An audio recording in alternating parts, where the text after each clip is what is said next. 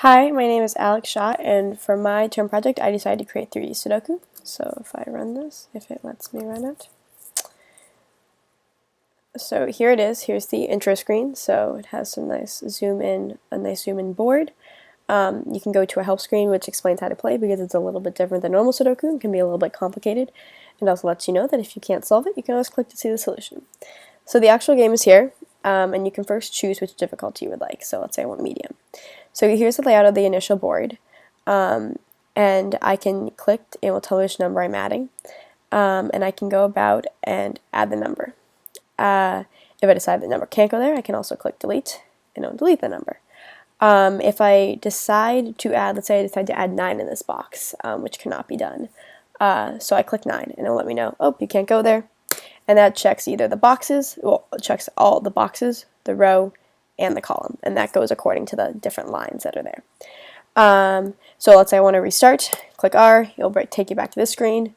You can click medium again, and I'll click to show you the other two. These are hard, and this is easy. And how that is created is it does through backtracking.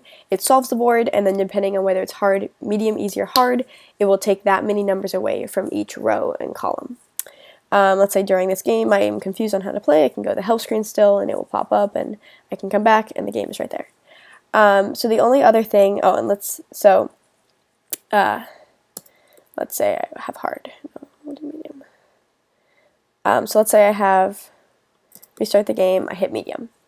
I am going along, can't solve it, so I can hit solve, and there we go. So the game is solved for us. So if you get stuck, if you make an accidental mistake and it doesn't catch you because at that point you don't have any catching errors, you can still solve it for you. So the only other thing I've been working on is random generation of board. So right here it says get cube. If I change these values to be different values, so each cube created is either a true or false value, and depending whether it's true or false, it is drawn or not. So if I run this now, and if Python likes me, I run it, the cube will be different. Now, as you can clearly see, some of these numbers over here are off. So while I have the cube, the lines, and the dark lines randomly generated, I do not have the clicks and the numbers generated, and the clicks and the numbers go together. So I'm hoping to extend this project at some point. I've been looking at this to extend. Unfortunately, I was not able to 100% complete it, but this would enable me to not only have like random generation of the actual numbers on the board, but it would also allow me to, every time you click play, it would have a different board, which makes it much more fun and much more unique. But yeah, that is my term project. Thank you for listening. Hope you enjoyed.